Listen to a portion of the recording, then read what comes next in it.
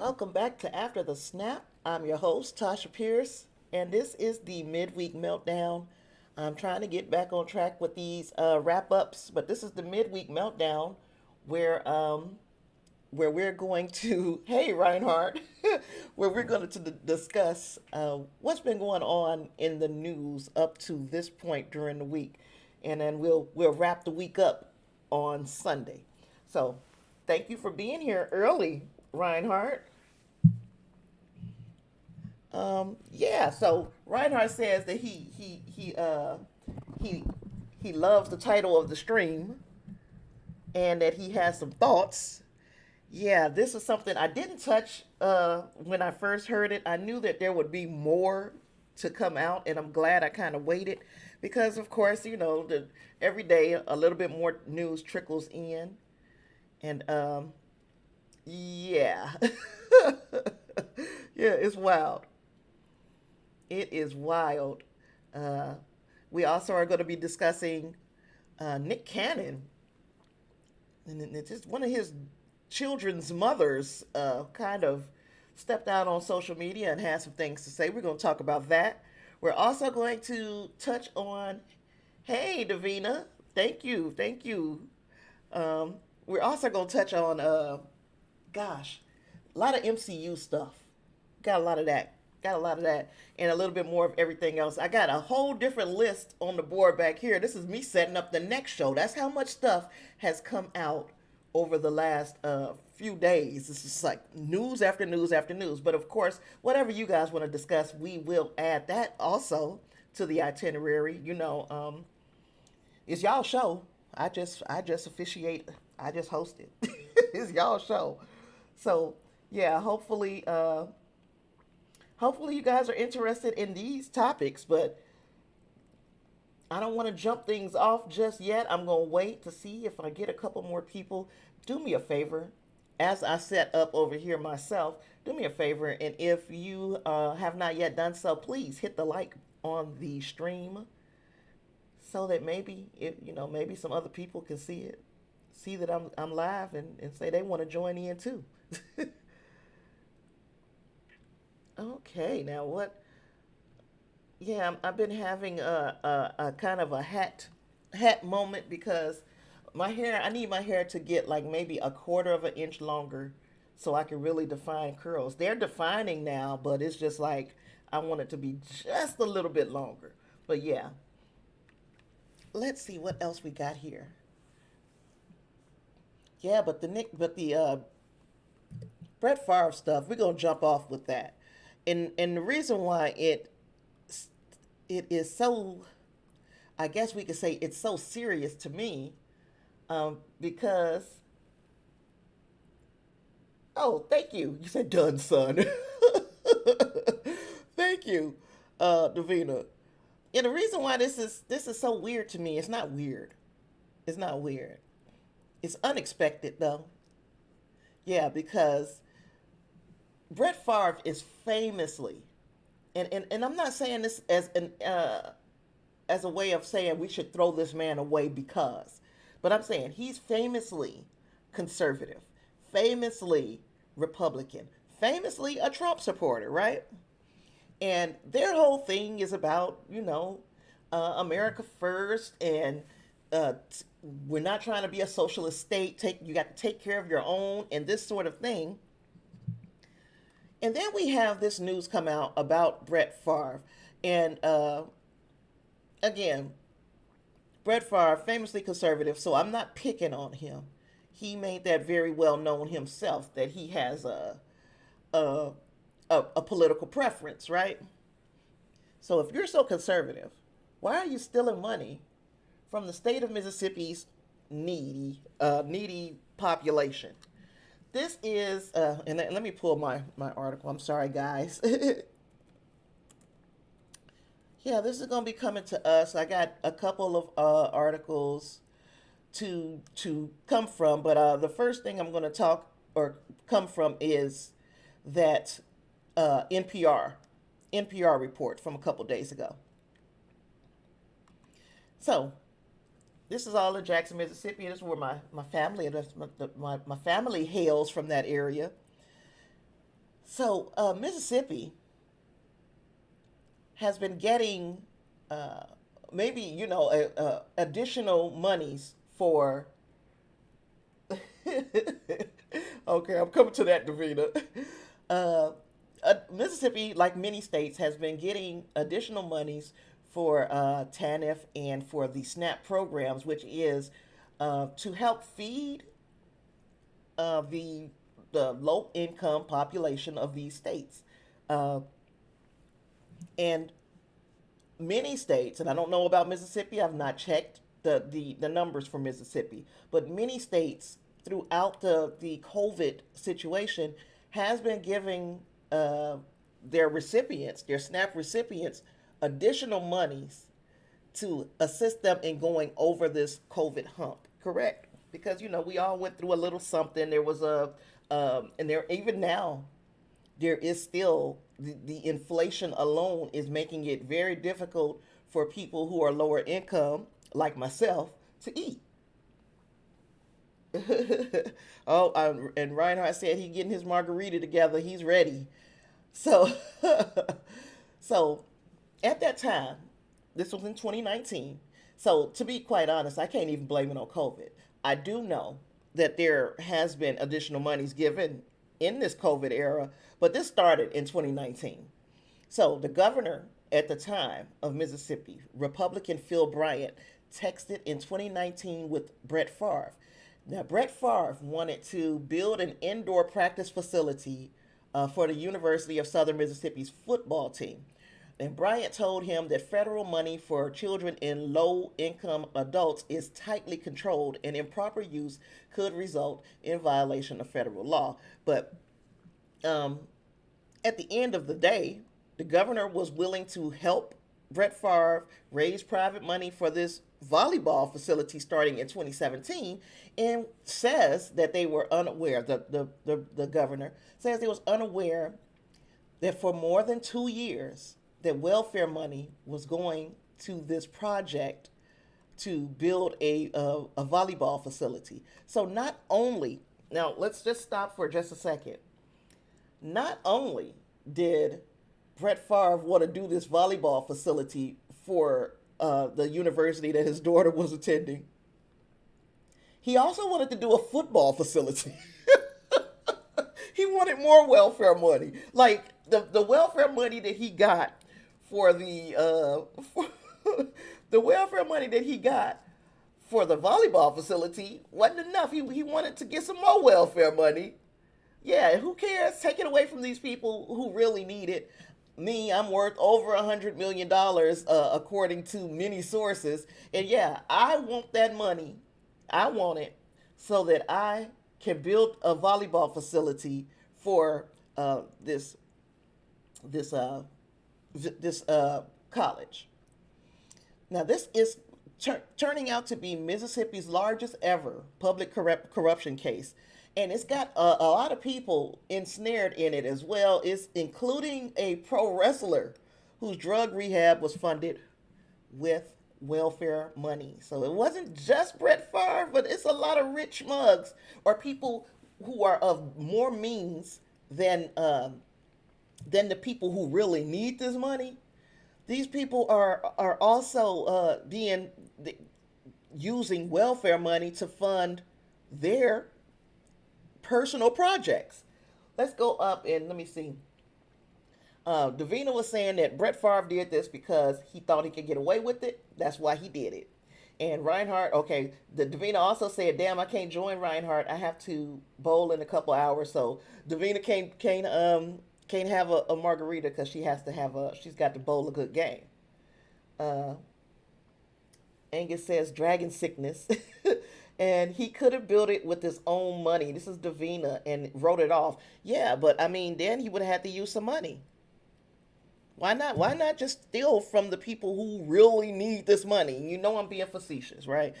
The state of Mississippi has filed a civil lawsuit against Brett Favre and others to recover more than $20 million in misspent welfare money intended to help needy people in one of the country's poorest states. So Bryant and Favre are not facing criminal charges, which is fucking weird. Maybe that's coming. Maybe that's forthcoming because it definitely should be. This is a criminal offense. You have stolen money out of the mouths of hungry children. You have stolen, basically, you took the spoon from them as they were putting it in their mouth. That's just how I look at the situation with Brett Favre. This situation with Brett Favre uh, is far more egregious than a lot of the stuff that we've heard people get. Hey there, David. We've heard a lot of people get just dragged in the media about less than stealing what amounts to $20 million in welfare money. So the director of Mississippi Human Services, John Davis, he pleaded guilty on Thursday to federal and state felony charges in a conspiracy to misspend welfare money. Now, Davis was appointed by the Governor Bryant in February 2016, and Phil Bryant fired him in July 2019. So Davis has agreed to testify against the others, which means we very well should be seeing some criminal charges for Brett Favre. This is just, it's terrible. Now, if you want to know why I called this episode Welfare Queen, as I was saying at the top, Brett Favre, famously conservative, that's his business, but another conservative is Ronald Reagan. Now, if you're old enough to remember, and that means I think many of us are old enough to remember, but we were still pretty young when it happened, but it stuck with me. Ronald Reagan, as he was running for president of the United States, one of the things that he ran on was the misuse. One of the things in his platform was the misuse of welfare monies, and he used as an example a woman, and I forgot this woman's name. She's from Chicago, and she was misappropriating welfare money. In fact, she was getting so many benefits, welfare benefits, that she was able to live in luxury homes, drive luxury cars, wear fur coats in the 80s, fur, and she was very, she looked affluent, but on the outside, but she was getting welfare monies, and that is how she was funding this extravagant lifestyle. Okay. Ronald Reagan ran on the platform that there are just so many of these people, and this lady, it's a black lady, she became the face of Ronald Reagan's campaign, and he referred to her as a welfare queen, and it scared the conservative party, of course, because that's always what tends to get people to come out and vote, is the fear mongering, right? So they scared the conservative party, had them thinking that, oh, so many people are out here, especially black folks, out here misappropriating welfare funds, and they are welfare queens. And from that point on, um, it seems like any black woman with multiple children, we can say that, oh, she's called a welfare queen. She's just keep continuously having kids just so she can be a welfare queen. Meanwhile, I don't know the last time a person was able to appropriate a gang of money to fund this extravagant lifestyle until now. And this has nothing to do with welfare queens. But since you want to call him a welfare queen, Brett Favre has got to be the biggest welfare queen of them all. I'm going to pick some of this up. Davina said $20 million. Right. Where are the criminal charges? And Mississippi's water needs to be addressed. Jackson. Yeah. And and Davina said, why didn't she know where that comes from? You were probably too young to remember. But yes, the welfare queen was coined by Ronald Reagan. And of course, he won on that part of that platform. That's part of his platform. He won. He won. And now I would think that Ronald Reagan would be rolling over in his grave because Brett Favre famously conservative, swears that he's conservative.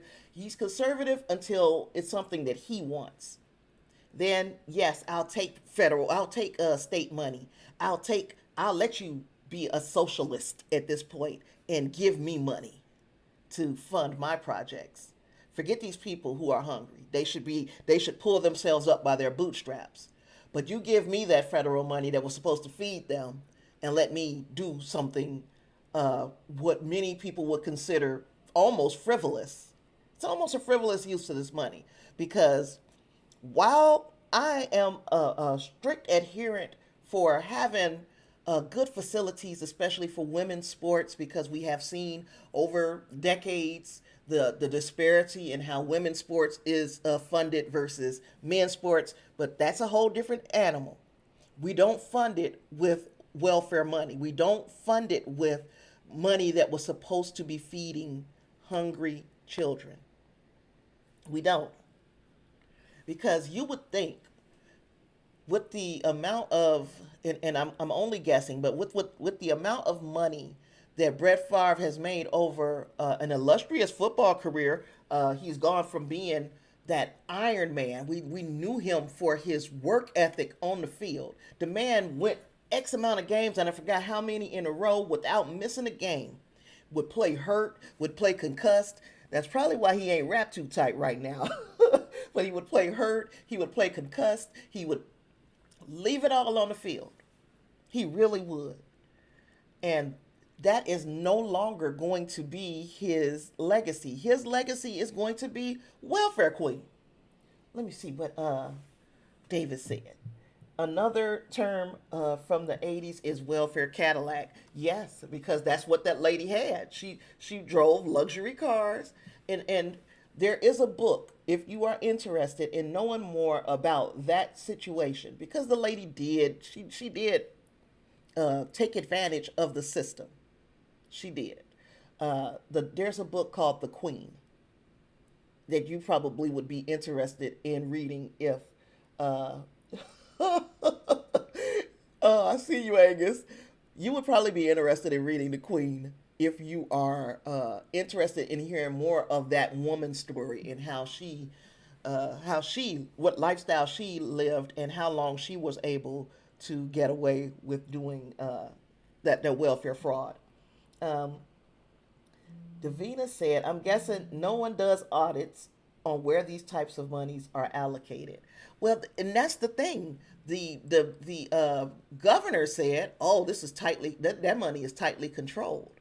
But how tight could it have been if for 3 years, from 2016 to 2019, funds were being misappropriated all over the place?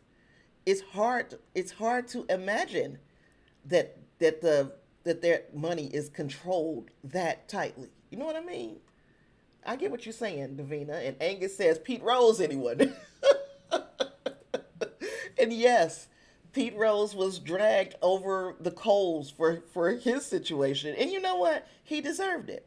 But we need to give the same energy to this Brett Favre situation. This man literally, Pete Rose, and if I remember correctly, Pete Rose, the crux of his situation was gambling and possibly throwing games for his own financial gain, if I'm remembering correctly. So, and that's baseball Pete Rose. If you're unfamiliar with who Pete Rose is, he was one of the best, one of the best. And he gambled on his own, against his own team in essence. He was able to kind of fix the outcome of games based on where he placed money. Especially when you are a talent to the level of a Pete Rose. And then Angus bringing that up. How do we know that Brett Favre wasn't doing the same thing? Now that his reputation is sullied, I gotta go back and think of all of these pick sixes he threw in the last seconds of games. Do y'all remember that? That he would take a chance throwing bombs at the end of games trying to win or whatever, but he would get picked off. And I'm wondering now at this point, all those gambles, was he making money off of them? Davina says, wonder how many people had their personal hands in all the money that was given uh, to all the wars we've had. Well, when you think about Dick Cheney, and I have forgotten what the name, I'm pretty sure somebody will remember the name of like the private militia that Dick Cheney and also the Defense Corporation that Dick Cheney put it like this: Dick Cheney in our lifetime uh, profited heavily off of wars, and I would think that the Bush family did too, because a lot of these wars were concerning oil. Halliburton, thank you, Angus, thank you. Halliburton was the organization that I was thinking of, and yes, and Black Rock. So we had, hey, thank you. And Reinhardt says with the $5 super chat, which I greatly appreciate. He said, "I'm going to say it again, Tasha. Colin Kaepernick doesn't have a job for taking a knee. Look at all the other things these guys do and are still loved." We're going to find out just how loved that Brett Favre is. Now, right now, I do agree with you.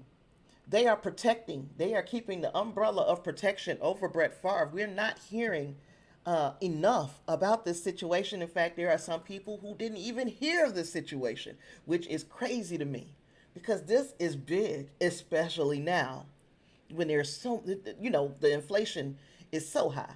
And as Reinhardt said, Colin Kaepernick took a knee, was raked over the coals for taking a knee. In fact, he lost his career. Um, there has been a lot of foolery going around in professional sports with the way that these owners look at their teams. We think of the Phoenix Suns, then and the Phoenix Mercury. I'm sorry, the owner of both of those teams, who is now trying to sell the team, but too little, too late. You've already hurt the morale of your players with your attitudes about them. Then you also have serious malfeasance going on with other areas, and we're not getting enough. We actually know more about the Ime Udoka situation than we know about the Brett Favre situation, unless you looked into it yourself. He's really having the umbrella of protection over him. I feel that way. Now, um, there were text messages released. Uh, there were text messages released between Brett Favre and the other guy, Davis. I think that was his name, Davis, because Davis was texting him saying, I the governor is on board with this. He said this motion was brought in bad faith and solely to annoy, embarrass, and oppress Governor Bryant because he refused to turn a blind eye to the crimes perpetrated by New and Davis. So they're saying that Phil Bryant is the person who caught on and didn't look the other way. But this went on, like Davina said, this went on for 3 years. Come on. You had, you had to have looked the other way a little bit. Reinhardt also says Shaquille O'Neal really had his soul, uh, really bared his soul in an interview about the situation that's going on in Boston, and I applaud him for being so candid. I've not seen or heard.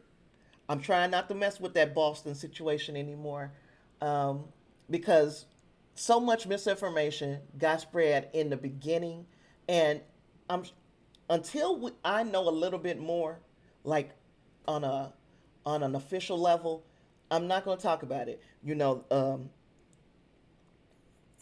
It's a screwed up, nasty situation, and I need to hear from an official source more before I continue to go in on that because it is an unfortunate situation, and I did not hear what Shaquille O'Neal had to say about it. Um, so now Brett Favre, his request for that money from the Mississippi Department of Human Services to fund that football facility, not the volleyball facility, it went nowhere. He made that request in July of 2019, and was unsuccessfully trying to recruit the son of another retired NFL player, Deion Sanders, to the university in Hattiesburg. So he wanted Deion Sanders' son to go to that university. So he felt like we need to get a new football facility to kind of bring him, to let him know that we got this state of the art stuff, right? I think, I don't know. So Favre played football at the University of Southern Mississippi before going to the NFL in 1991. Now, Bryant and New are also alumni of the University of Southern Mississippi, and Favre wrote to Bryant that having an indoor practice facility would give the football program instant credibility. So it's obvious he's trying to lure a higher caliber talent to University of Southern Mississippi by building this great practice facility. And we know that there is big money in college sports, namely football and basketball, and the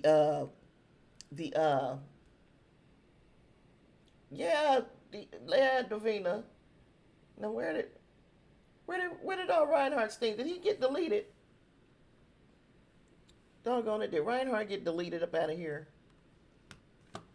I saw another. I had seen another comment, and now it's gone. So yeah, so Deion Sanders' son was the person that they were trying to lure, and in luring, they were trying to use more welfare money, not just the welfare money that they had already grifted. They wanted more welfare money to build the indoor practice facilities to get this instant credibility because of all the money that is a part of football and football, basketball, college sports, and everybody is making money off of that except for the kids. They're not making enough except for the children, right?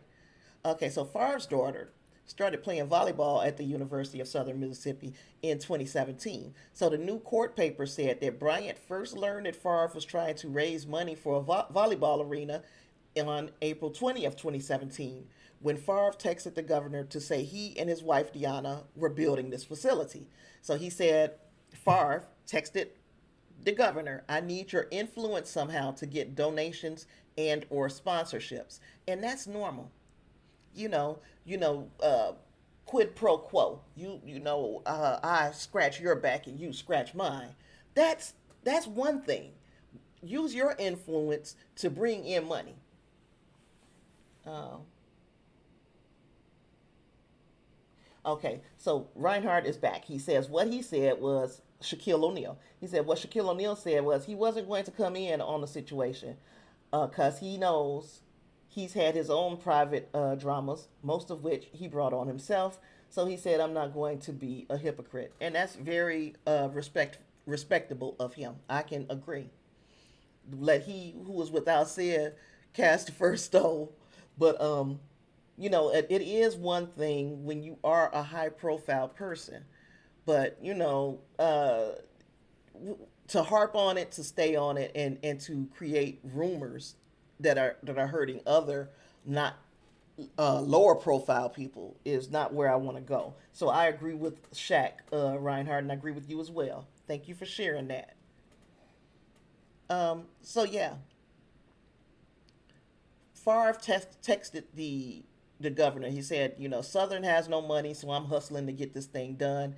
And Bryant said, of course, Bryant being the governor, of course, I'm all in on a new volleyball facility. One thing I know how to do is raise money. So he was down to help him raise this money. I can be down with that. Um, in 2017, Favre texted Bryant about the volleyball facility again, asking if we can find a contractor that will say, "Hey, rather than give you money, I'll build for free. Maybe you know of someone." Now that's when things started going like, "Uh-oh." Wait a minute. You building for free? That means that this contractor and everybody that's working for them are donating building this facility. So, but again, the governor said, I'm all over it. Hey, Clarence, glad to see you, sir. Um, Reinhardt is part of the stream team now. I got three. Thank you, sir. I appreciate you joining the stream team. Whoop whoop. Something else Reinhardt said. It was right above Clarence. Reinhardt said, "Hold on now. I got to interrupt. I see everybody with those stars. Oh, that's what made you join the stream team. Oh, okay. Well, thank you. Yeah, you want to be. I mean, you guys are awesome for being here with me every week. Anyhow, but yeah, joining the stream team is gonna help me get that StreamYard back. And I'm telling you, I'm really big on getting StreamYard back. So, yeah. So, anywho, uh, they were trying to get these. They were trying to get funds for building this volleyball facility, and Governor Bryant said that he had never at any time during this conversation with Brett Favre said, "Hey, we can use this TANF money. We can use the SNAP money. We can steal from the kids." He never said that. And then, of course, of course, there are. Here we are. The next thing we know, in July 2017, Davis and Nancy New met and talked about using welfare money to fund the volleyball arena. With Davis, not the governor. Davis is the director of human services, right? He said, I can commit $4 million of TANF money for this field, this football. I mean, this volleyball stadium. And then Nancy New's nonprofit later paid Favre $1.1 million for speaking engagements to help him with the arena. Now, Favre never made the speeches, and later repaid the money. He gave the money back. He was now think about this. Somebody was willing to give him money to just make some speeches. Favre said, "Oh hell no, I'm not making them speeches. I'm gonna give you this money back." And he still hasn't repaid this lady $228,000 in interest. This man is he's a grifter. He's almost as bad as just some of these politicians. In fact, he's worse. So Bryant's attorneys wrote that the governor first learned that Human Services was involved with funding the volleyball arena in a text message he received from Favre on July 16th, 2019. Uh, Brett Favre said, "I want you to know how much I love Nancy New, and John Davis. What they have done for me in southern Mississippi is amazing." Favre also wrote that there were plans to do workshops and youth clinics in the volleyball facility with a program run by Nancy New. And he said, and also I paid for 3/4 of the volleyball facility, and the rest was a joint project with her and John, which is saving him $1.8 million. He also said, "I was informed today that she may not be able to fund her part, and I need your help very badly, Governor, and sorry to even bring this up." So Favre began a campaign to aggressively lobby the governor to help him cover the debt on the volleyball center. They also wrote that Favre had not paid for 3/4 of the construction costs. Human Services committed more than $1.8 million to the project. So again, everything that Favre was communicating to the governor seems to be a lie. He needed more money, and to uh, he wanted them to use more welfare money. Give him this more welfare money. He wanted to do that for uh, he needed $5 million for the volleyball facility. He also wanted more money for the football facility that he wanted to use to lure higher caliber players. So we getting into just a high level grifting. And again, the whole welfare queen stereotype.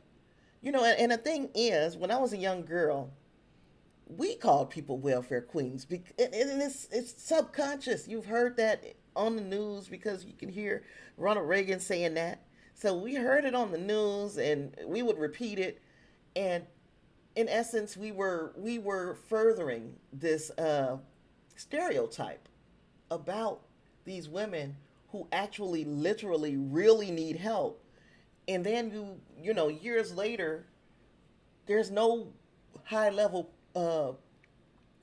there's no high level politician or high profile person condemning Brett Favre in the same way.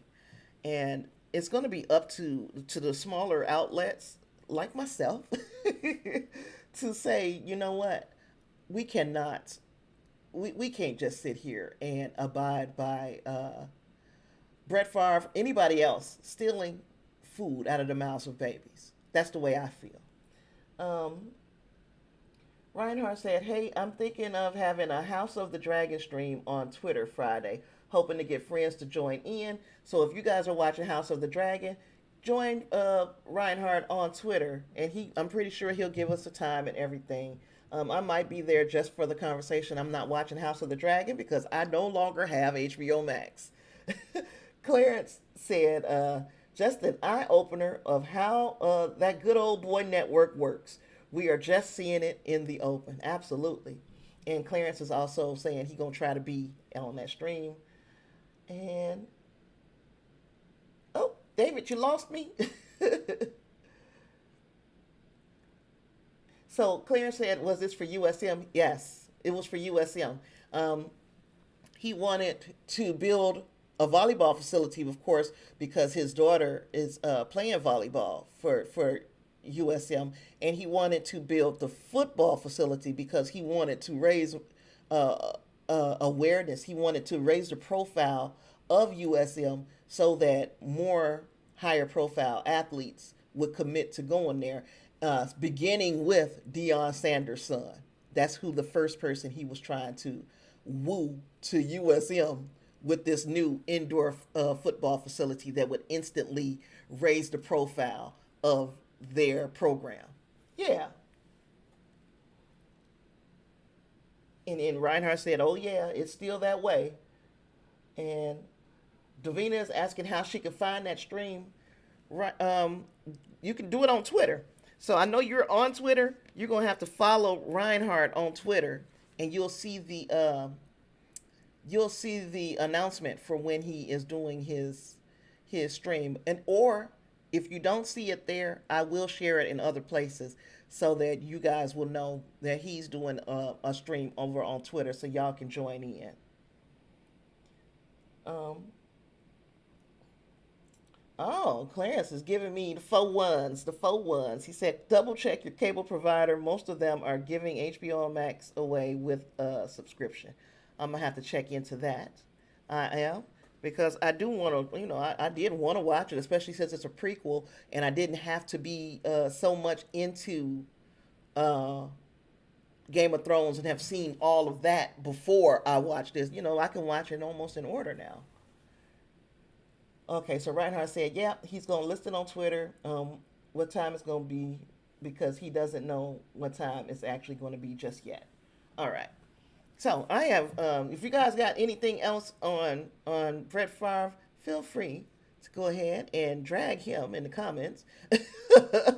I'm all for continuing the drag, continuing the beat, but I also want to keep things moving along because, again, just keep y'all can talk about anything you want because the kids are watching their own baby right now, so I got time. um, we got Kevin Feige. Well, you know what? Before we get into that, let's talk about Rihanna, and then we'll get into everything coming from out of the MCU. Okay, so Clarence says it's much more focused than the original Game of Thrones. It's very easy to follow. Good. I'm gonna need easy to follow. It's always so much going on shows, especially if you come in the middle of a franchise, and then you like, okay, which way do I go to get how? But if you're telling me it's focused, I can do focused. Rihanna is doing the halftime show. Let's focus on that for a moment. Now, If you remember, and I'm sure everybody has a she has famously, and by she I mean Rihanna, has famously turned down doing the halftime show in the past. You're like, I'm not doing that shit because of the situation of uh, the social justice situations, the Colin Kaepernick situation, and things similar things. They like, I'm not going. I'm not doing the show. So many people said no. Well, now she is saying yes. Rihanna is now doing the halftime show of the Super Bowl. So she is going to be the headliner. It's going to be in Arizona, February 12th. That's somebody's birthday. Whose birthday is that? That's somebody's birthday. The 9-time Grammy winner posted on her social media channels with a less than cryptic photo of her holding up an NFL football. Rock Nation, her management company, which is also helmed by Jay-Z, is also part of organizing this massive NFL halftime showcase, and he also retweeted it. So Fox, which is handling the 2023 broadcast, later confirmed it. So everybody's excited. Rihanna is going to be doing her first live show, especially since the baby, and she hasn't put out any new music. So people are really, really excited that Rihanna is coming back. She going, but I mean, it's a payday, and I guess you're not getting paid, but the visibility of your brand is so high that I guess it's like a no-brainer. I'll go ahead and do this. NFL also announced that Apple Music is going to be sponsoring the Super Bowl halftime show beginning in 2023. So no more Pepsi. Was it Pepsi? Yeah, it was Pepsi. No more Pepsi. Now it's Apple.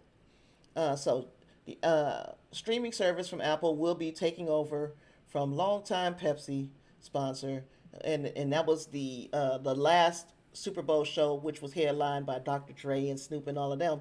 That was the last one by Pepsi. Now I don't know who this is texting me in the middle of my show. Oh, okay. I know what that was. I got some groceries coming. So that performance drew in more than 120 million viewers. It earned 3 Emmy Awards. I am wondering if the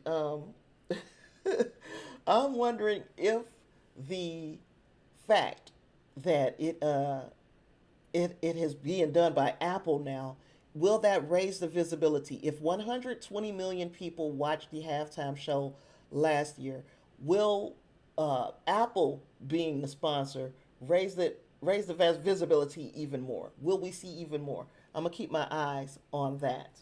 Um, so Claire said Apple took over the sponsorship too from Pepsi. Could have something to do with that. Well, yeah, we agree.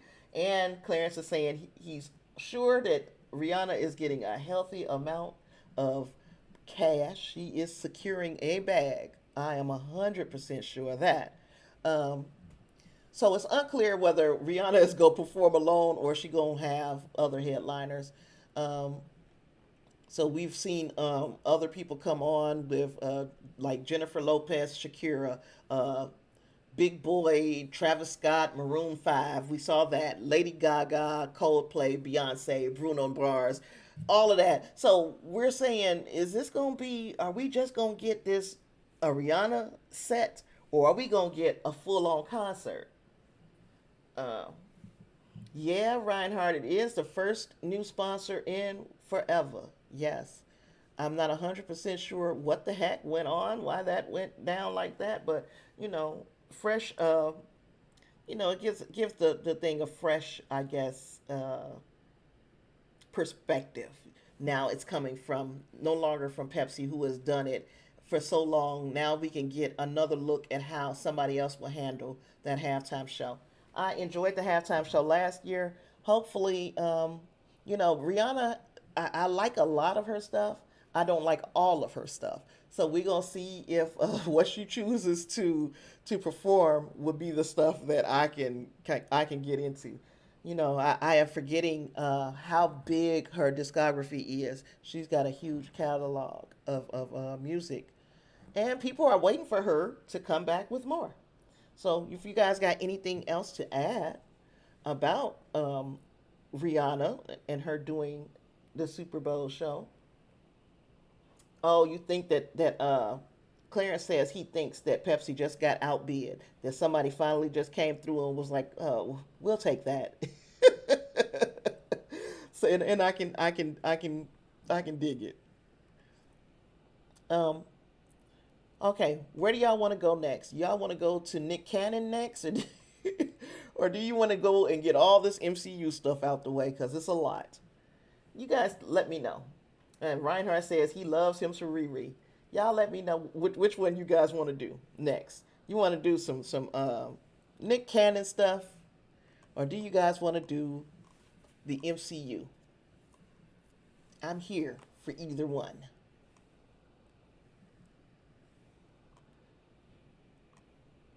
I'm waiting. I'm waiting for somebody to vote. Somebody let me know. Anybody. Or you guys might not want to hear about either one of these things. Let me know in the comments. I'm gonna take a sip of water, and while I'm taking a sip of water, I might as well take a little bit of a break, just a little tiny break, please. Reinhardt says the MCU. So after this little tiny break, we're gonna come back to the MCU.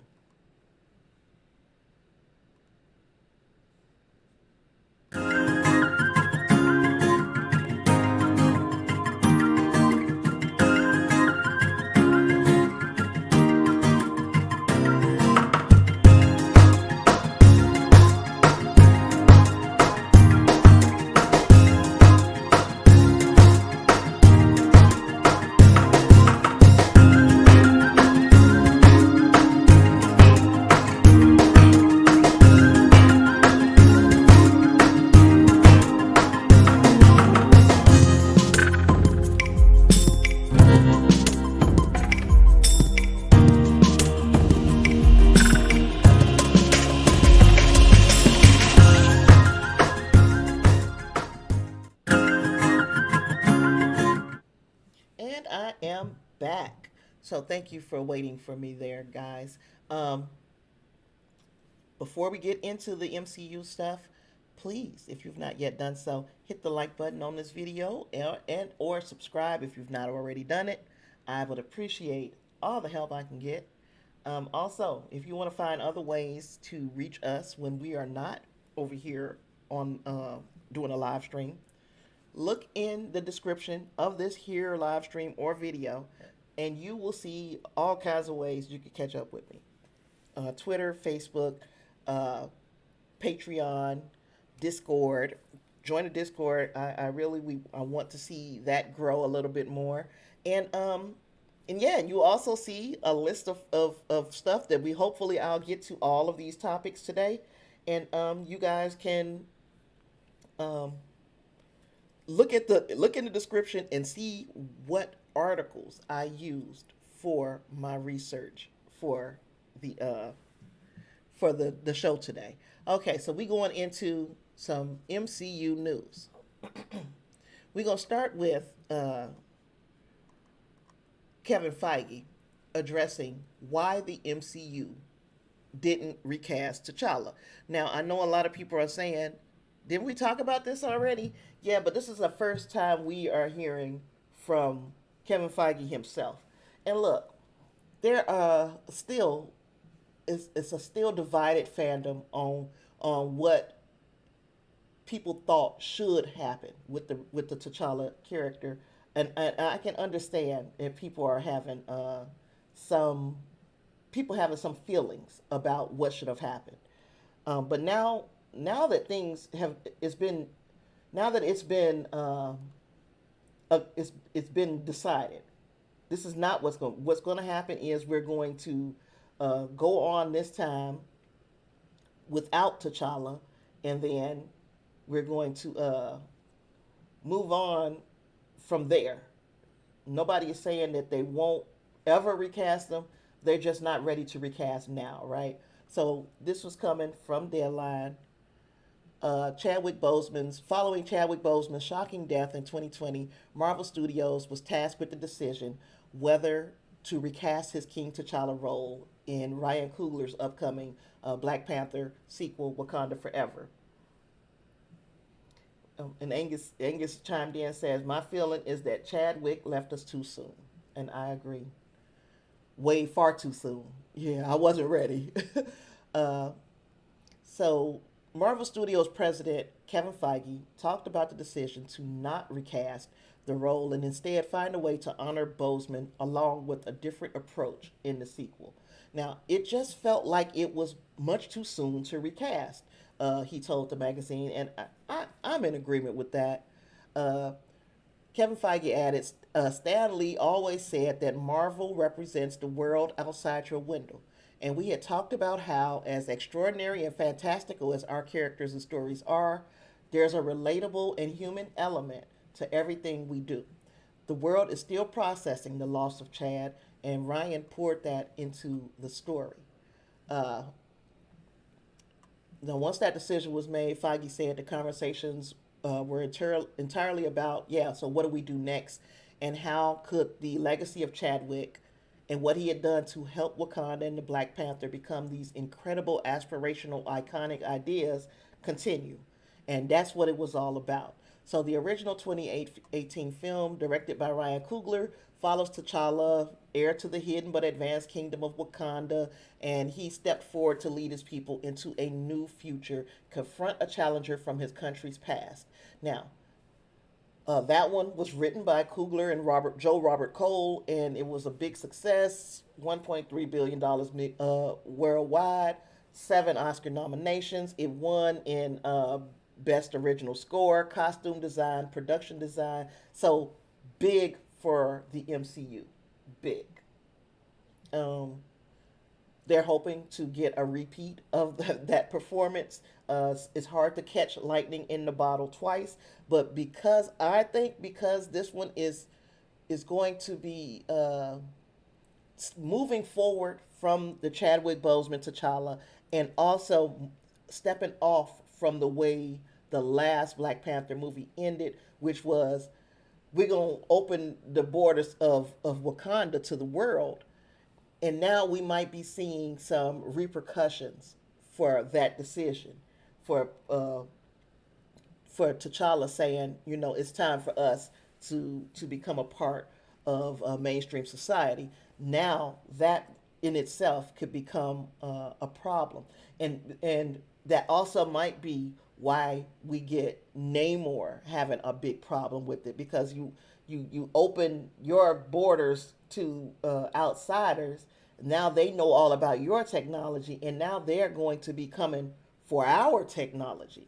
Because I think, and I'm not sure, don't quote me, this is just me thinking, that vibranium is going to be something that is crucial to both nations, the Wakandans and Namor's nation. And I can't remember what we're calling it. It's not Atlantis in the MCU. It is something else, and I can't remember what that was. um, so yeah, we gonna have to wait till November 11th to see how that honoring goes. And remember, if you're going to the theater on November 11th to see it, if you want to join in with the wearing of white as part of the celebration of life of T'Challa slash Chadwick Boseman, remember to wear white or regal type colors, your royal blues and your purples and your majestic type colors. So keep that in mind. You might see a whole lot of white. I don't know why Reinhardt keeps disappearing, but I did see that Reinhardt had agreed with Angus, and now his comment just said, "Boop, it's gone." You cannot be kicking out, especially the people who are part of the stream team. I'm gonna have to get rid of the bot. The bot got to go. Stream Elements bot, you keep trying to, you're helping me out in some ways, and you're kicking out my friends and others. Okay. Um, Staying in the MCU. Staying in the MCU. It was some big news yesterday. And I don't know, I heard it yesterday. Um, Let me see if I can find it. Yeah, I heard it yesterday, but I was in complete and utter shock. Let me see, was that in the multiverse saga? You know, I nope, not there. I must have put it here. I was shocked and surprised that we are getting uh, what I guess this is kind of the return of Hugh Jackman to the the return of Hugh Jackman to the role of what's his name? Y'all know who I'm talking about. Wolverine. Good lord. Yeah, you're right, Angus. Bad bot. So yeah, we getting him back in the role of Wolverine, and I can't believe it. I mean, I guess I really thought that we had seen the end of Hugh Jackman and as Wolverine, but in Deadpool 3, which was announced that they're going to be beginning shooting pretty soon here, and it is going to be released. I believe it was in April of 2024. We getting Hugh Jackman back as the Wolverine. I'm excited. Let me know how y'all feeling. And do you think that this is going to be uh he's gonna be Wolverine, or is he gonna be like a multiverse variant? Or how do y'all think that's gonna happen? Because yeah, I'm excited to see how they're gonna pull it off. Now Reinhardt said, I knew we would get my boy Hugh back. Ryan Reynolds, he been teasing this since the first movie, and he's overjoyed. Good. You were just as excited as I am. And yeah, I've been knowing that he's wanted him to come back, but then I thought that what's his name, Hugh Jackman, had made it very clear that he did not want to have to do the physical, getting in shape like that anymore. Davina said, yes, Hugh Jackman. No one can play that part but him. I don't think we're going to have him for too long. I honestly believe that this is going, myself, I believe that we're going to see this being a variant of Wolverine, and that the MCU version is going to be a different version of Wolverine. But again, y'all know I'm just speculating. I don't have no inside information. I don't have any sources. It's just me and the computer and my little mind. And my little mind is always spinning. So yes, I love Hugh Jackman in the role of Wolverine. I wish he could play it forever. He don't even want to. He didn't want to play it forever. He said, I don't want to have to keep getting in shape like that. And I can see him doing it once, but I can't see him doing it more than that. Y'all let me know if you are feeling the same way. If this is going to be a one-off appearance of Hugh Jackman as the Wolverine again. But yeah, so we talked about. Let me see. We know we got some new writers for Lord. Why am my train of thought is just going? Gosh, I can't remember anything. We got some writers lined up for the Fantastic Four, so yay. I'm trying to remember. Jeff Kaplan and Ian Springer. They're going to be writing Fantastic Four. And we also got some bad news out of the fandom. But we got Matt Shakman directing Fantastic Four. And now we've got Jeff Kaplan and Ian Springer writing the script. Insiders add that the writing duo actually hasn't been involved with Fantastic Four for some time. So they were on board even before Matt Shakman was named as the director, and they've been outlining where this series of films is going to go in the MCU Marvel Cinematic Universe. So they are getting ready, and I'm trying to see what they are known for, the writers. Okay, so as for Kaplan and Springer, while new to the scene, the writing duo is one of the hotter screenwriter teams in town, having sold a number of specs in the past year. One of these high-profile projects is the Warner Brothers comedy Disaster Wedding, which recently landed Palm Springs Helmer Mark Barbaco to direct. And Davina said, "I'll take what I can get with Hugh Jackman." Yes, he is. I am very happy to see him coming back. And yeah, if we can get him for even just one more or two more movies, that's fantastic. That's more than what I expected. So that's good. So yeah, we got some writers. We got a director. We're all set to begin doing everything that we're trying to do with with uh, with the Fantastic Four. I wish we could say the same about Blade, because being announced or being brought to everybody's attention yesterday was that Blade has lost its director. Horrible. It's horrible. Uh, Let me see. Oh no. Let me pull my article. Lord have mercy. Yeah, we'd have lost the director of Blade, and it was supposed to start filming in 2 months. Now everybody involved is probably getting very uh, impatient with the process of this movie, because when was Mahershala Ali announced to be Blade? It was, I'm trying to think. Was that 2019? Yeah, because that was the last Comic Con D23 before the pandemic. So yes, we knew that Mahershala Ali was going to be Blade in 2019. What we didn't, and we also knew that we had a director attached in Bassam Tariq. We had him attached, and now everything's up in the air. It's been 3 years. We haven't heard a whole lot. We've only heard his voice, Mahershala Ali's voice, at the end of the Eternals in the post-credit scene. Spoiler alert, but that movie been out forever. So in the post-credit scene, we heard Mahershala Ali's voice at the very end.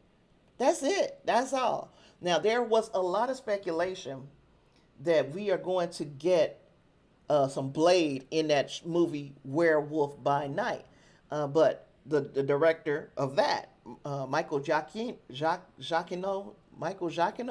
I don't know how to say his last name, but he set that straight. He's like, I didn't say that. He didn't say that we weren't. He didn't say that we were. What do you say? I guess he's like, well, why don't y'all hold y'all horses and just wait and see what y'all get? Because he's saying it is nothing that says that this show, Werewolf by Night, doesn't have to tie in. It might tie in, but it doesn't have to tie in to the rest of the MCU. Even though I'm pretty sure that after it was pointed out by Eric Voss at New Rockstars that I saw TVA agents in the trailer for Werewolf by Night. So if there are TVA agents, then that ties back to Loki, which ties back to the MCU. But I digress. Blade has lost its director. And let me shut this crap up over here because I hate that. Blade, which has a release date of November 3rd, 2023. So a year, just a little over a year away. Blade was gearing up to begin shooting in November in Atlanta. It's unclear how Tariq's departure will impact the production schedule.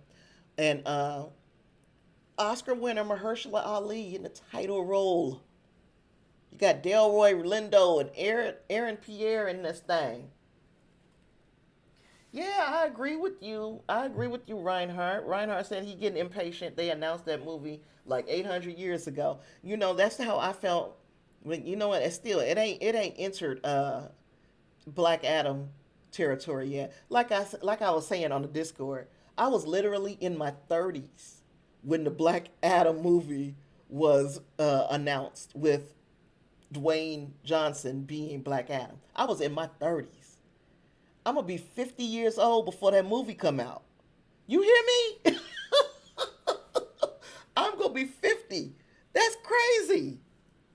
That's insane. We've been waiting on that damn movie for over a decade. So right now, 3 years sounds like a long time, and it is a long time. 4 years is even a long time because by the time we get the movie, it should be November of 2023. 4 years sounds like an awful long time, but you know what? I won't be 60 years old before the movie comes out. Now, Davina is saying this is how she feels about the John Wick. You know, they only postponed John Wick by like a year. You know, that's a 1 year postpone. I can deal with it. I can deal with it. They wanted it to come out when it can make the most money. I can deal with that. When you start talking about a decade and y'all still moving shit around, you know, I'm not gonna be 50 before the movie come out. I forgot the movie is coming out next month. So, but look, I'm almost 50 years old. You see how long that movie been talking? They've been talking about, been threatening, is what I call it. They've been threatening us with Black Adam for damn near a decade. Davina said a year is too long, but you gonna have to wait. It's only a few months now. Shucks. Yeah. So, but Bassam Tariq said it's because of shifts in the production schedule. That's why he is taking himself out of the equation. He's like, I'm gonna stay an executive producer, but I can't be sitting around here waiting for all this with all these damn delays. I got other work to do, because these directors, they're signed on probably to multiple projects, but one project, we can't start on the next project until I get through with the first project. Well, every time you push your schedule, you are interfering with the next project that they have to work on. That's insane. You can't keep doing that. So Tariq, of course, because you wanted to keep the door open for you to work with MCU again, he said it's been an honor working with the wonderful folks at Marvel. We were able to put together a killer cast and crew, eager to see where the next director takes the film. So Blade has seen the start of production shift at least once before, if not twice, and sources say that the project has undergone several rounds of rewrites. So, Bo DeMaio, who works on Strange New Worlds, Star Trek Strange New Worlds, The Witcher, and its animated spinoff, and Moon Knight, that is the current writer. But again, it's been going through a series of rewrites. One source says that the studio is already in search for a new director. I don't know who I would like to see direct this film. I don't know. There are some people who are calling for Jordan Peele. I don't think a superhero movie is what is in Jordan Peele's wheelhouse. Now, you guys let me know if I'm off base here. Do you think that Jordan Peele could handle a horror movie / MCU entry like Blade? Let me know. Reinhardt is asking. Reinhardt, and this is not the funny. I read the next comment. I'm only laughing. Reinhardt's comment ain't funny. Reinhardt was saying, was asking if anybody was near the path of Hurricane Ian. Now, I'm in Houston, so I'm out of harm's way for now. There will be another there will be another hurricane later on this year, I'm sure, that will affect me. But Ian is not going to be affecting me. And yeah, I don't know. You guys let us know. And if you are within the path of that storm, be very careful. Take care of yourself. Prepare. And I'm pretty sure that a lot of people were told to dip, get the hell out, depart. And I hope you took that advice if you are in the line of fire of Ian. But let us know in the comments. Now, I'm pretty sure, Clarence, the next comment was what I was laughing at, where he said The Rock was in his 30s too. Yeah, because The Rock is about my age. And I'm like, dude, we old now. I'm a grandparent now. Shucks. Put it like this. I had a teenager when they announced Dwayne Johnson in the Black Adam movie. And I am a grandmother now. Insane, right? Okay, now I see Davina and Clarence both say nope, and I'm gonna agree. I mean, I'm going to go out on a limb and guess that that was about the Jordan Peele question. I don't think that's his style either. If you guys, you know, if you disagree, I'd like to hear why. I don't think I want to see him do an MCU movie. I don't think he's got that level of he doesn't he can't write on that level. And I'm not saying that you got to be like winning writer. It's just that a lot of the shit that Jordan Peele does is like a think piece. Like you got to sit still and think about what the heck they're talking about. You know what I'm saying? What is his movie trying to say? And while some people, myself, I like movies like that, the thinkers that can have several different meanings. Many people don't want to do the mental gymnastics necessary to get the message of what your movie was about. I understand it. I get it. And no, nobody want to play that game with no Blade. We don't want to play it. We want to watch Blade. We want to see fight scenes, and we want to see vampire slaying, and we want to see all this.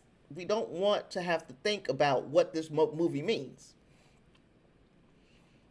David says he is not in the way of Hurricane Ian. He's going to pray that it dissipates. Now, Reinhardt has a different opinion. Reinhardt says, I think Jordan Peele could, because you have to remember, when you do a Marvel movie, there are certain parameters that you have to work within. And I can, yeah. Now, when you have a person like Jordan Peele who is used to being the man around his mother effer, you know what I mean? Do you think he could work within the system of the MCU, the system that you're talking about, the parameters of where this movie has to go? Do you think that he'll step outside of the lines because he's used to doing his own thing? Let me know.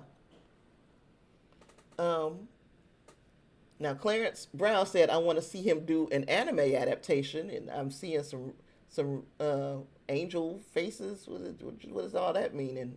And Davina says, a co-worker of mine is in Orlando. They have no power, very high winds with lots of rain. Well, I am praying for the best for your friend, your co-worker in Ohio. Angus says, he would use an MCU movie as a vehicle to make commentary on the MCU as a whole. You are absolutely right, Angus. Reinhardt says he is 2 margaritas in, and that is his limit. I wish I could get like you, buddy. David said, have to do hospital duty. My turn. I must leave. Love you all much. Hospital duty? What is that? Well, I will miss you. Thanks for being here, David, as usual. And I hope your shift at hospital duty goes well. Reinhardt says, uh, do you think I don't think Jordan Peele would want to do an MCU movie, to be quite honest. Yeah, I mean, I can say I don't think he will want to be boxed in. But like Angus said, his movie would be commentary on uh on the MCU as a whole. I have got a sore throat. Okay, what else did we have? So we talked about Wolverine. We talked about Blade losing its director. We talked about why Kevin Feige talked about doing the recast of T'Challa. And I guess the only thing left to talk about is this. The MCU version of Namor is going to be a mutant.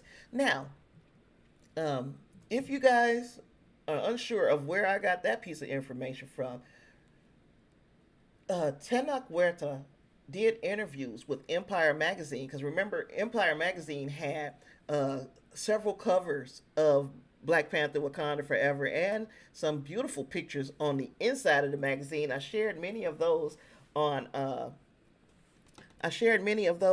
Discord and on Facebook. So if you haven't seen them, go and take a look. I also have an unofficial copy of the trailer that was released for was it D23?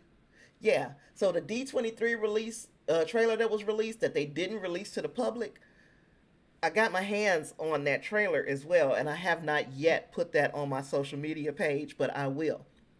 Uh, so keep your eyes open for that. I will be posting the Wakanda Forever Black Panther trailer that was released at D23. So now, what the heck else was I about to say? Oh yeah, so they're making this version of Namor a mutant. Now, my question is, are we going to is he going to be the introduction to mutants which gives society as a whole its problem with mutants? You get what I'm saying? We know that in the X-Men that there is a war against regular humans and mutant kind, right? And the war is not a literal war. It's kind of like a cold war between these two factions. But humankind is very has a phobic, are mutant phobic, and they are treating, of course, they ostracizing the mutants. And I'm wondering if Namor entering the fray as like a mutant, and he's been around for a long time, so he's been like one of the first mutants. Will he be uh, what brings attention to mutant kind, and which creates the phobia, the xenophobia in humans towards mutants? And then we find out. Now I'm jumping out the window, so just hold on. I'm jumping out the window. Hold on.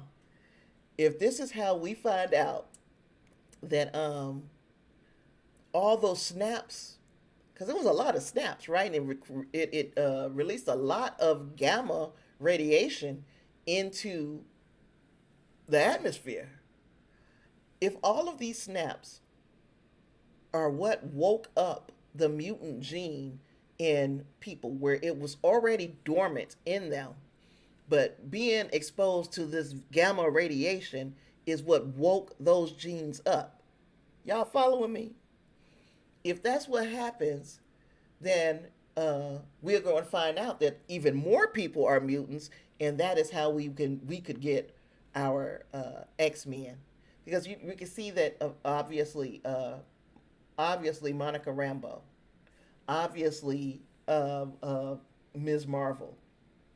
Those are two obvious mutants, right? Then we got the MCU, Namor, and we've also been it's also been confirmed that somewhere in the continuity of the MCU, in the background, there is a mutant with blades coming out of his hands. So we know that that mutant exists. We also saw, if you're watching She-Hulk, a couple of other mutants, and I won't say who they are because you guys may or may not have seen those episodes. But if you're watching She-Hulk, then you know who I'm talking about. So there are a lot of mutants sprinkled about already.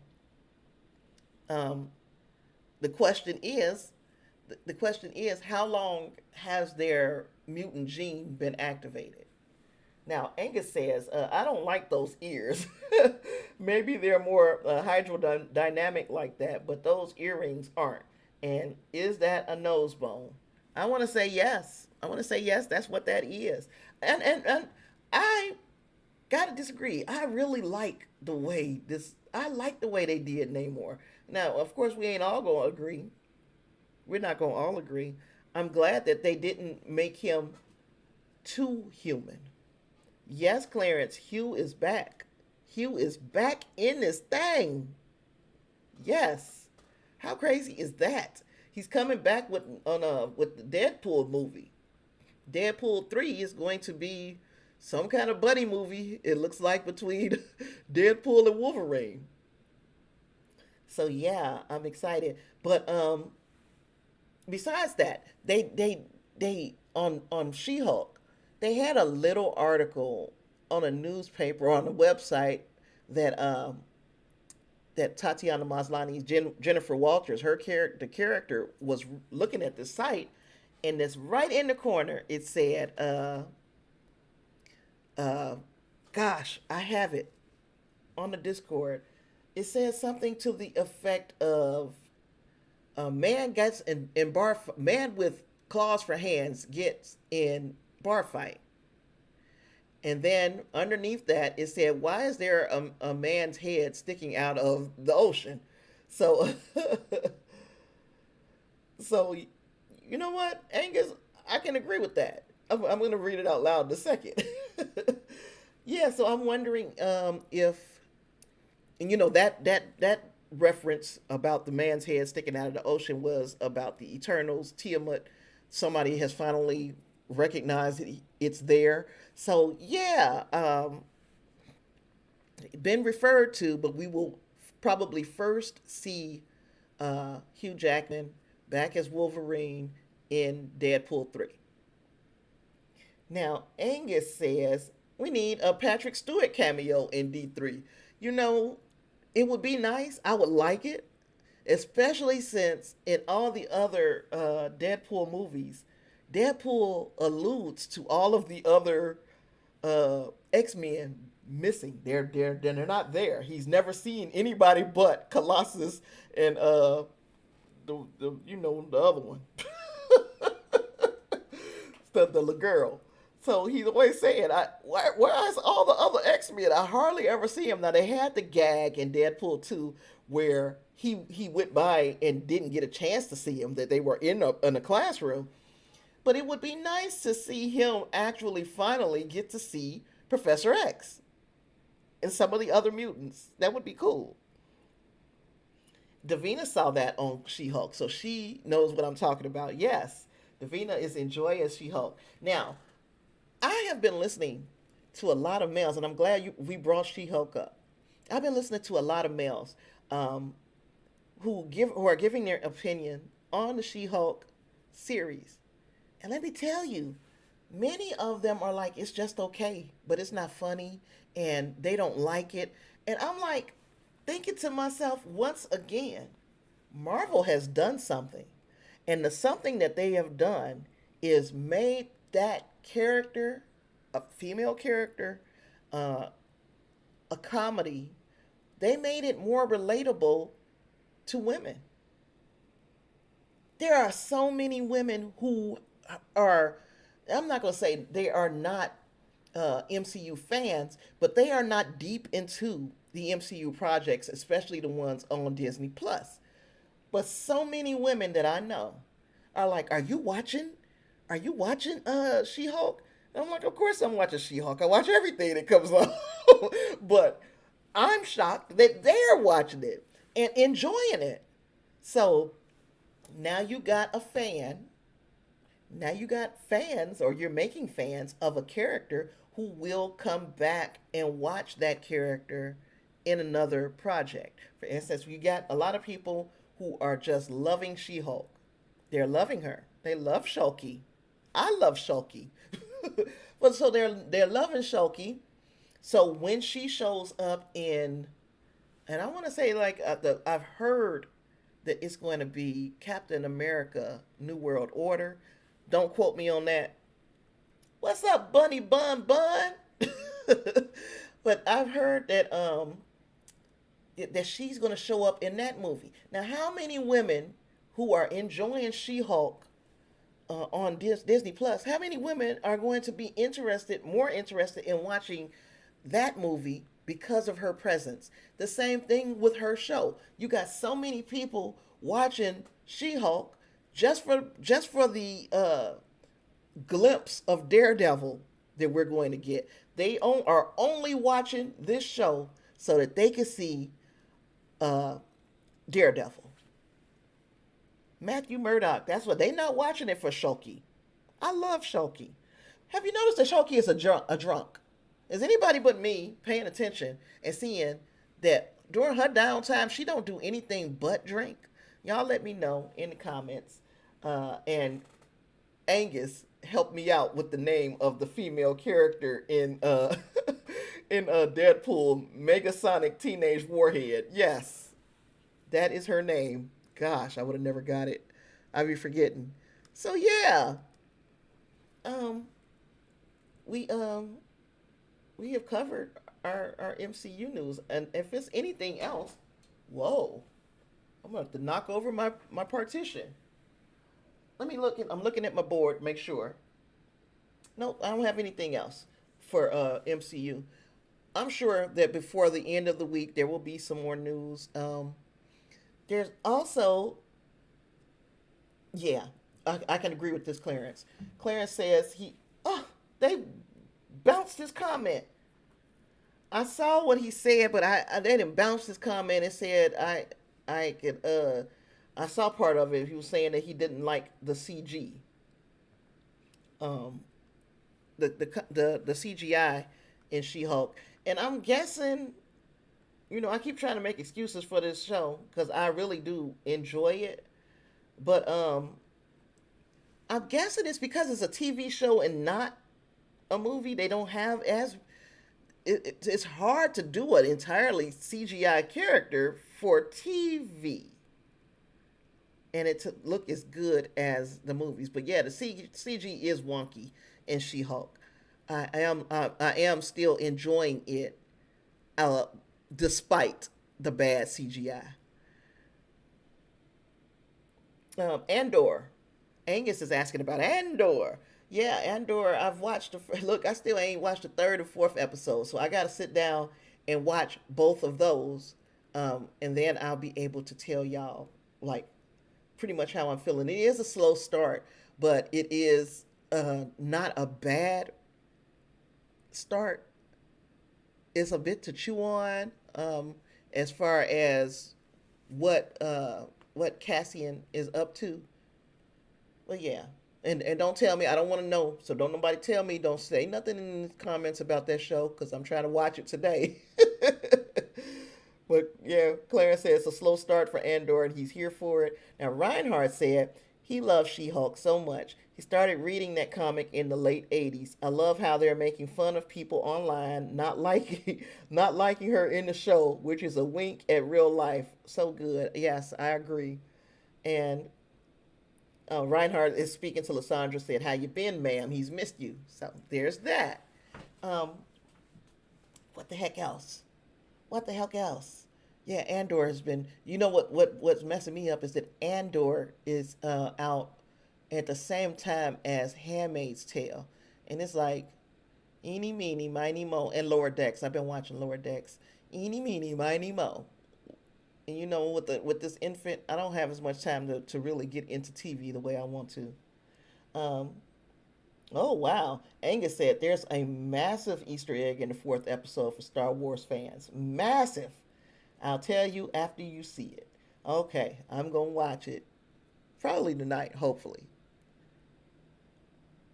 Yes, Clarence, that is something to consider. She-Hulk and Deadpool teaming up, especially since they are making it seem like the fact that she breaks the fourth wall is something that is weird to the people in the series.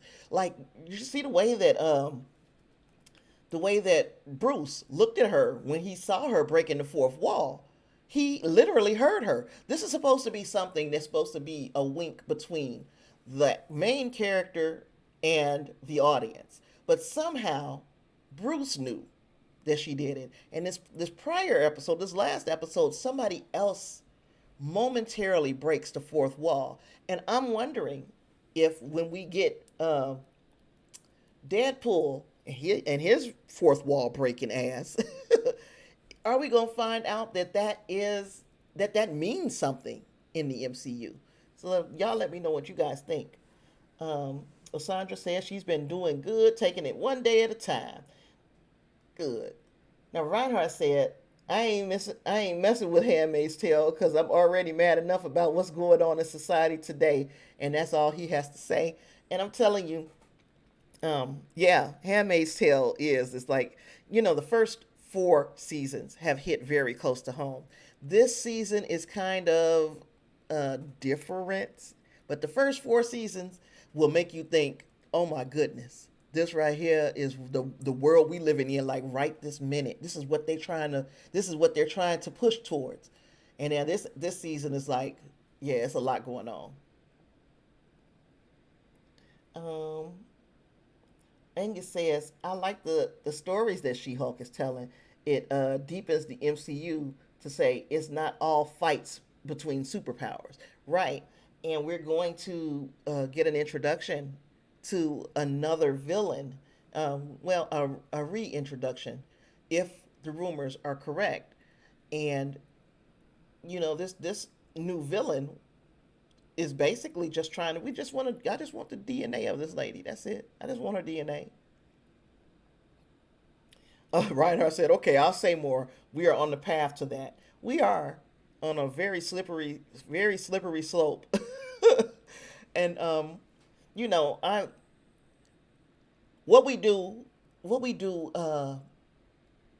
in the next election is going to be, uh, it's going to describe or to it's going to indicate where we will be going for the next 2 years as a society. And I hope that everybody does what they this shit goes the way everybody wants. I hope. Whichever side of the equation you land on, I hope it goes your way. I am Switzerland in this argument today. Just today. Not tomorrow. Angus said, Mr. Sinister, that's one. There's another that I've heard. We shall see. Um, yeah, so there's that. Now what else did I have? Oh, this Nick Cannon ish. And I'm just gonna touch on this real quick because I'm one of the people who need their butt kicked for what I was saying about. Yeah, Lysandra said Handmaids is really good. It is. But I'm one of these people who is guilty of saying that, oh, leave Nick Cannon alone. If you want to have 300 babies, as long as he's rich, he can take care of them. I'm one of those people. And let me tell you, I'm wrong. I was wrong for saying that. Um, and the reason why I'm saying I was wrong is because recently on social media, one of Nick Cannon's quote unquote baby mamas, which I hate, I hate that. One of his children's mother came out and she went off on social media, told everybody, keep my parenting, my kid, and my baby daddy's name out your mouth. Nick is not my sugar daddy. Nick is my fucking child's father. That is all. Watch your fucking mouth when you speak on mine. So she went off. She was really mad. So why was people giving her parenting advice and talking about Nick Cannon?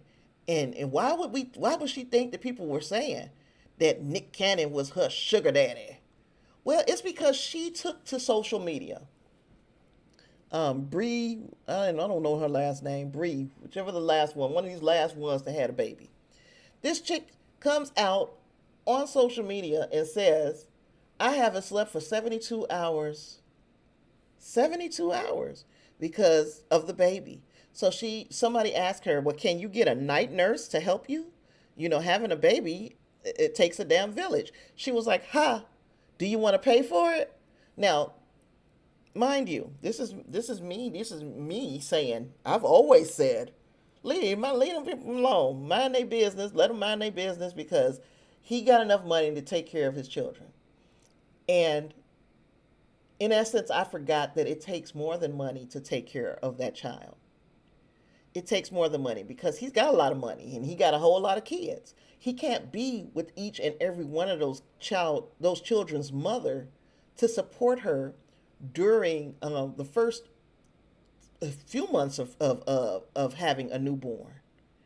Just because a person shows up at for photo ops at doctor's appointments and shows up when the baby is born, that doesn't mean that person is being a good father.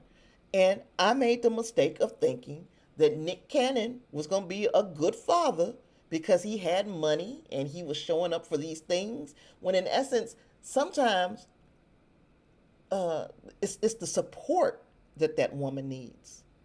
And if you can't provide the support, but you have the means to do so, you need to get somebody to support the child's mother.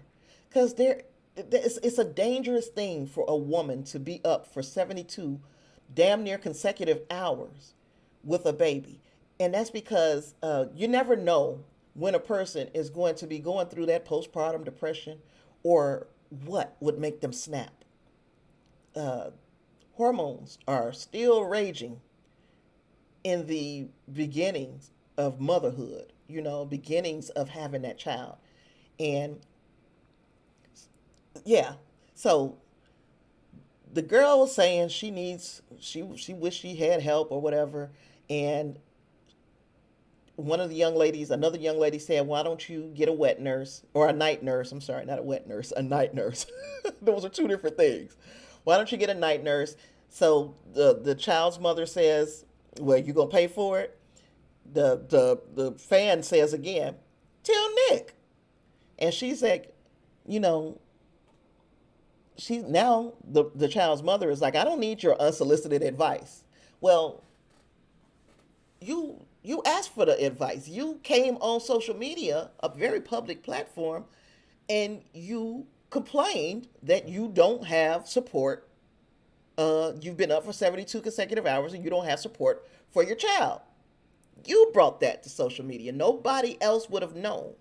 So then the child's mother comes out and says, since you have so much advice, my Venmo is my name. And anybody else looking for baby advice, here's your gal. So she's basically saying, you pay for it. Send me some money.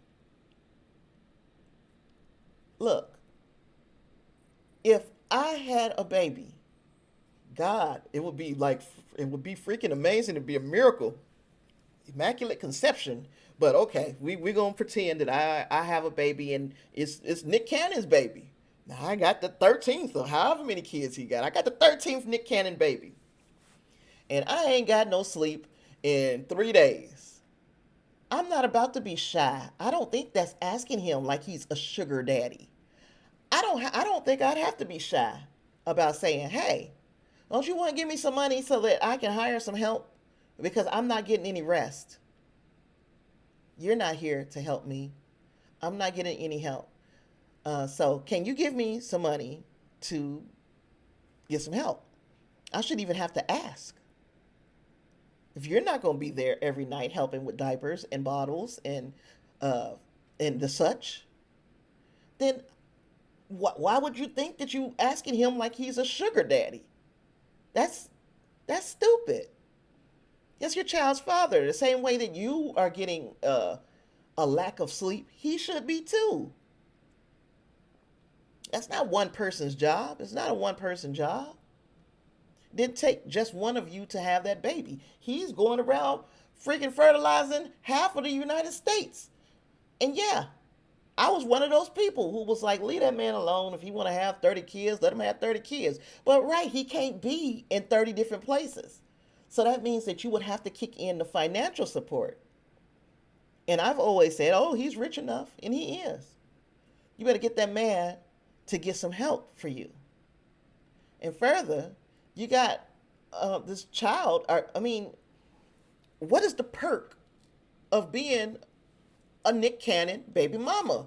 What is the allure to doing it? If you're not going to be able, if you feel like it would be asking him, or it would be being like you trying to have a what does she call it? Sugar daddy.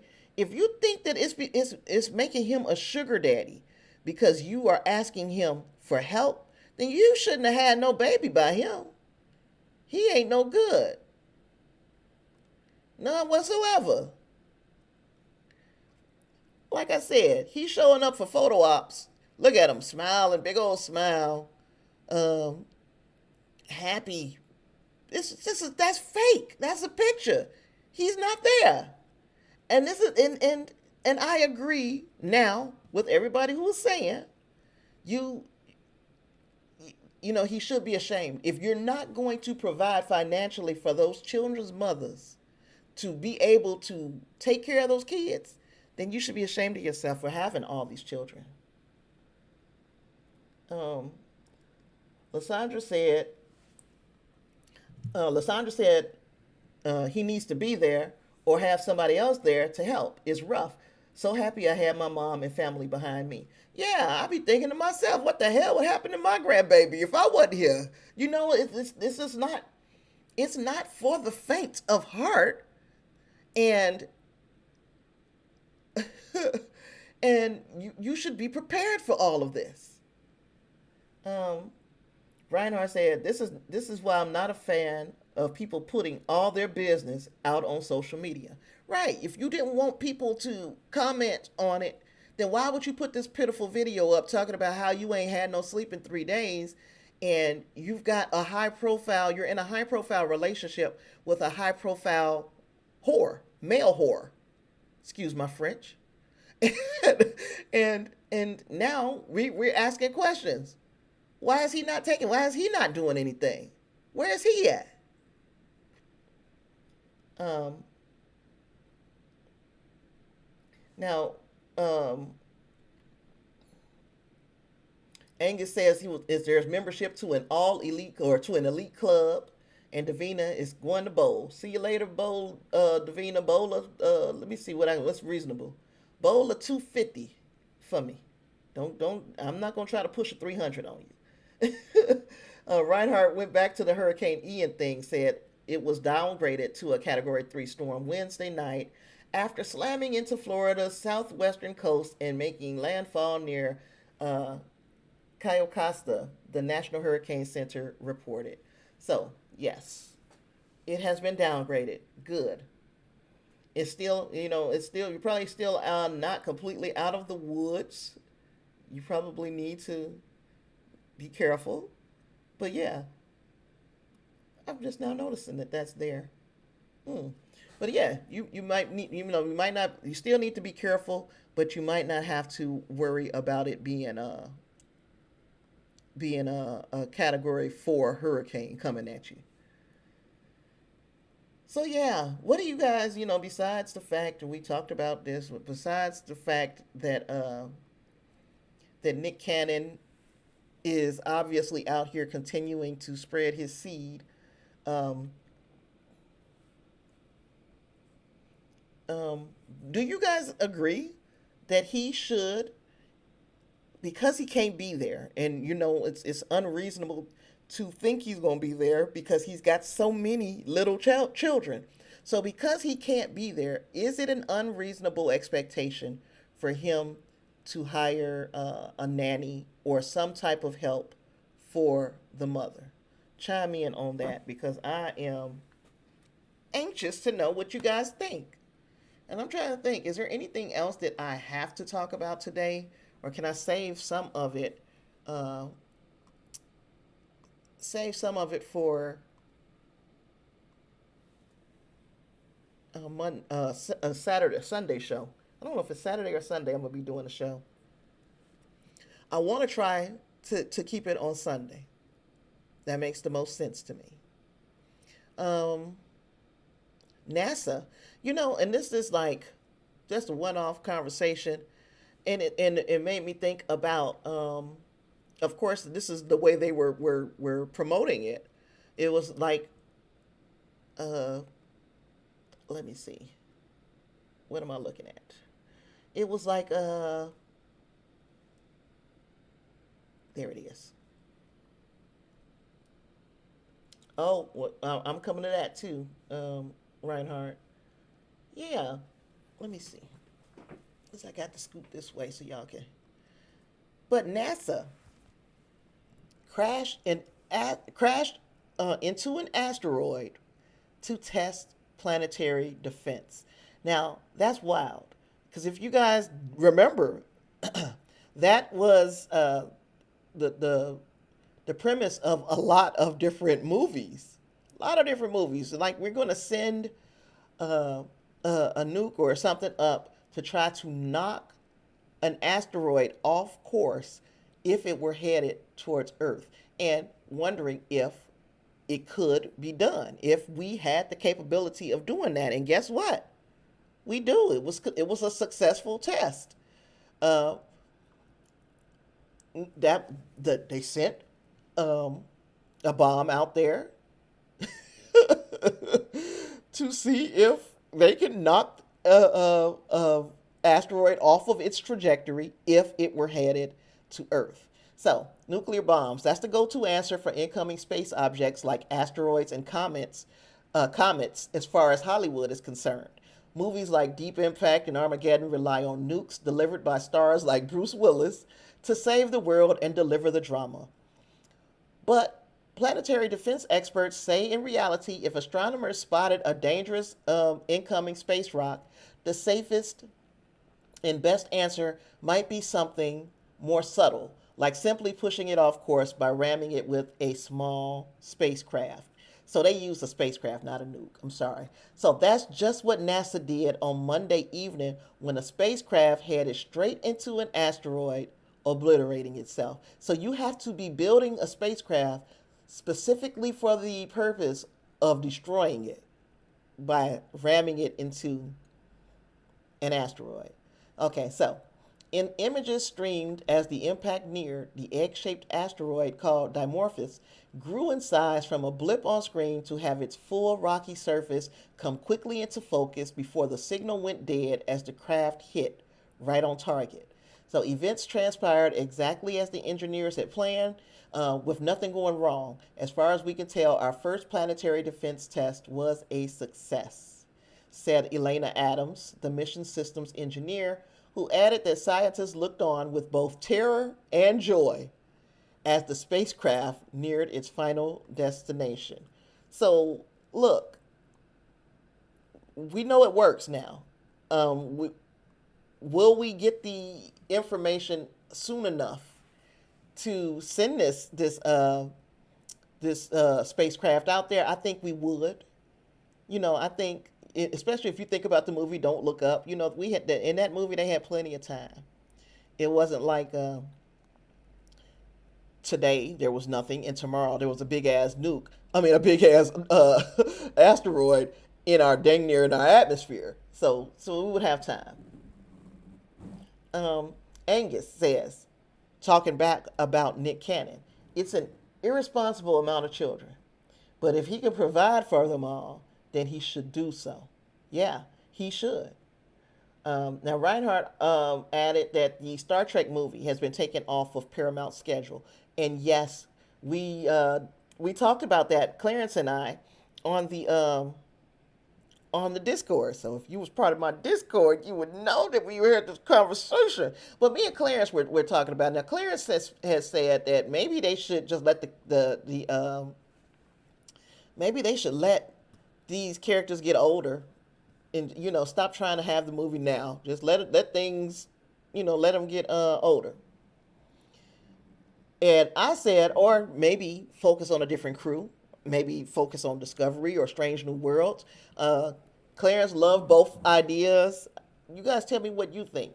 Should we continue to try to have this particular story, this crew being part of the movie? What is going on with the movie? Why are they taking it off the schedule? What's happening? So let me know how you guys feel about what's going on in the Star Trek universe as far as movies are concerned. Now, Angus said DART was the size of a fridge. It was traveling 4 miles a second. The rock it hit was the size of the Great Pyramid. Woo! Now, Angus is agreeing with me. Don't Look Up has 6 months. That's not a lot of time to divert an incoming comment. I think it is, though. I think depending upon how long it takes for them to get an aircraft or spacecraft or whatever they're going to be using to divert the comet, depending on what they or what spacecraft they have to build, or if they've already got one built, I think that should be enough for them to do it. How long do you think would be more reasonable, Angus, a more reasonable expectation of time to to do something like that. Because I don't have I don't know. I'm just saying from the shit that I just seen on movies. Yeah, I don't know how long it's supposed to take. Yeah, but so that was something that was very interesting to me. It was interesting to me that we are actually trying these things and that we are putting putting the effort into figuring out how to defend against these things long before it's going to happen to us.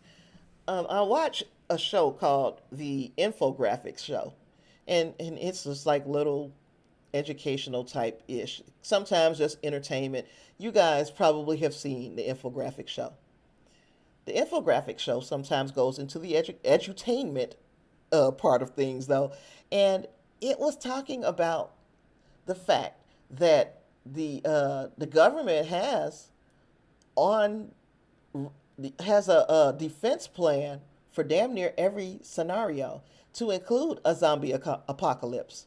Like they are actually thinking, what if some zombies really do come? I mean, I like to stop and think to myself that some of these people are sitting someplace in a room getting high as a kite, and they're like, you know what I was thinking about, man?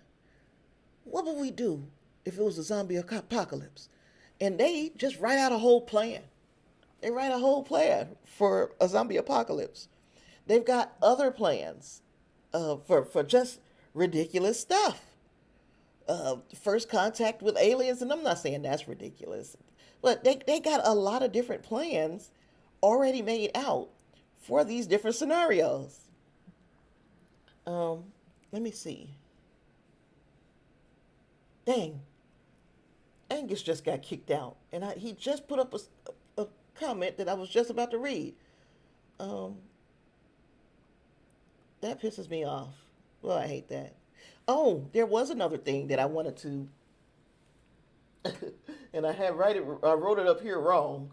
I told me and my sister were talking earlier today, and I said, "Girl, did you hear how long the Black Panther Wakanda Forever is gonna be?" And she was like, "No, how long is it gonna be?" And I was like, 241 minutes. 241 minutes is 4 hours. So obviously I was wrong. It's going to be 214 minutes. 214 minutes long for Wakanda Forever. So, it's another one of those movies that if you got to use the bathroom or you just need to make sure that you take care of all things before you walk into the theater because you're going to be there for a while. And a part of me was wondering why.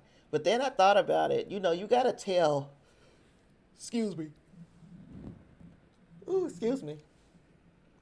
You got to tell a story that includes the untimely passing of Chadwick Boseman and the story that you guys intended to tell anyway. So that's a bit of a to cover in a movie, and I think they want to get this part over with in one movie so that moving forward they could potentially recast T'Challa, have an alternate universe T'Challa come over, whatever. But I think they want to close the chapter on the Chadwick Boseman era of the character with this one movie, and that is why 214 minutes is what's going to be necessary, and that is like the second longest. I don't know if it's the second longest or the third longest MCU film. Let me see. I'm gonna see if we got a chart. MCU film lengths.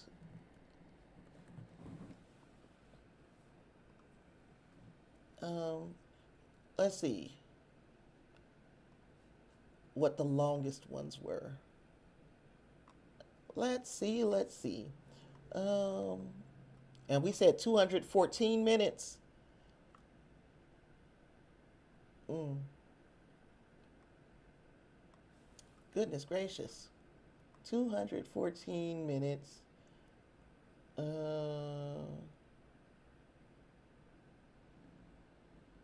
The longest Marvel movie was Avengers Endgame, of course, and that was 181 minutes.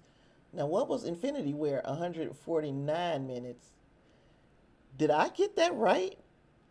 Is this all without 181 minutes? Three? Let me look that up. How long? Because I feel like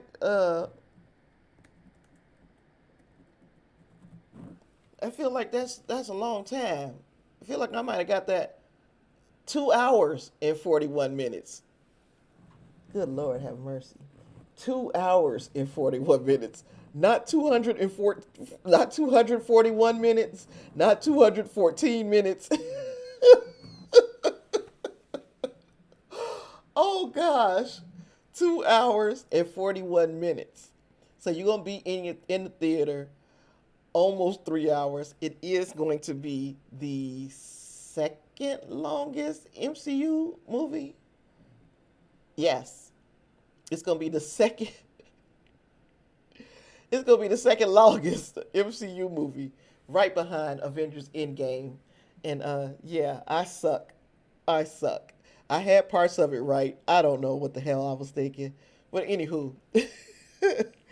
um so yeah, I'm looking forward to sitting and wondering how my butt gonna be feeling after that 2 hours and some odd minutes. Or is it gonna be like one of those movies that you don't even feel? Excuse me. Excuse me. That you don't even feel how long you've been sitting in the theater.